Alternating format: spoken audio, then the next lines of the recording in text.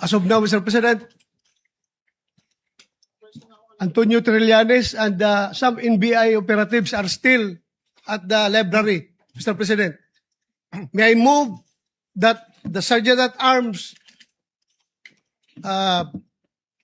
remove these people from the vicinity of the Senate? Mr. President,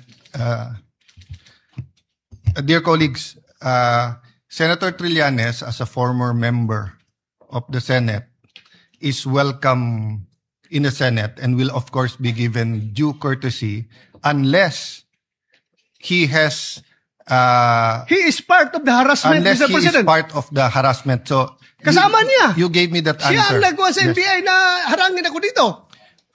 So Bakit natin hayaan siya nandito siya? yes, with that clarification, is there any objection that we ask we will ask the NBI to leave except for the person or people who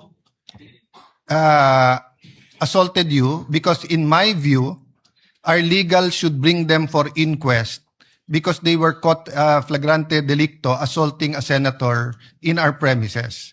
Yung nag-assault sa iyo hindi dapat pakawalan. Dapat dalhin sa for inquest, no?